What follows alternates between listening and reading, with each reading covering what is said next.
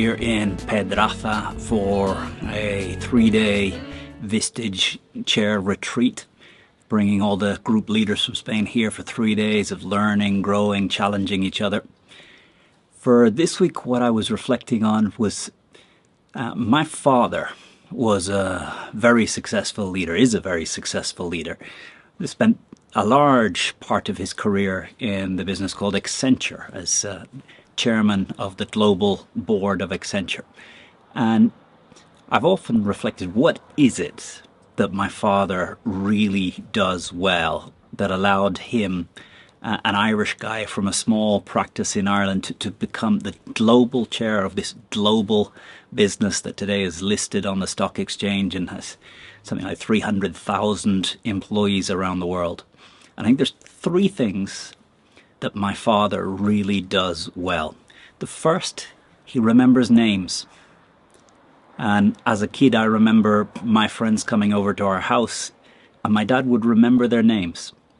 And in every environment that I've seen my dad move, he has a knack for remembering the names. I don't know how he does it, whether he has a cheat sheet, how he approaches it, but he uses people's names. He remembers their names. And it really has an impact on people if you remember their names. The second thing that my dad has always done well is about how he takes decisions. And my dad, you often find pieces of paper with scribbles around.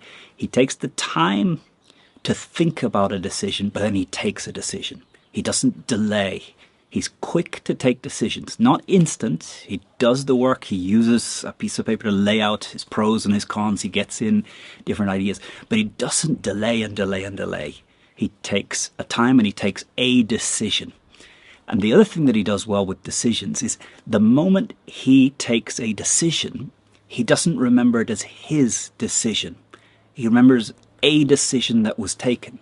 And this ability to disconnect emotionally from a decision that he took yesterday and see it as if it was a decision yesterday, not his decision yesterday, means he has the ability to change decisions without any emotional struggle of changing his decision. And this is something I find very hard. Very often when I make a decision, it's my decision, and I find it very difficult if tomorrow, a week, a month later, a better decision could be made. I find it very hard to let go of the sense that I will be wrong if we change that. But for my father, he does the work to take a good, quick decision, but then he has the ability to make a change to that decision if facts or how things are moving show that a new decision would be even better. So there's this idea of quick, good decisions that you don't feel ownership and the need to defend, that the moment a better path exists, you're able to switch over to that. And I think the third thing that my father does exceptionally well is never forgets the real purpose. And he always remembers what's really important. And sometimes for me in leadership decisions, what will people think, who'll be let down, who'll be annoyed, is something in my mind. And for my father, it was also, what's the most important decision for the institution? And I guess when you're president of a global business, what your friends want, what the people close to you want, is an input. But you need to be able to take decisions for the long term and for the whole institution. And I very often find that, for me, being close to certain people in the business can restrict my ability to take decisions that sometimes will piss them off. And my father was very good at this balance of remembering what really is important long term. And even if you have to annoy some people close to you, they realize that it is the right decision for the institution. But I guess they say a leadership decision, you've only taken a leadership decision if someone's pissed off.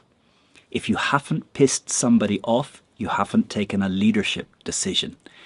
All leadership decisions are about the play between one or other values. And a leader takes the decisions when an Excel spreadsheet can't decide which path to take. Another view is a leadership decision is always a decision between 2 bad options. If you have two good options, everyone's happy. If you have a good option and a bad option, it's an easy decision. But when the choice is between a bad thing and a bad thing, then is when we need leadership. I remember at the beginning of COVID, there was a need in many businesses, including Vistage here in Spain, to reduce our costs. That we saw that our revenue was going to decrease. We needed to find ways of reducing the cost.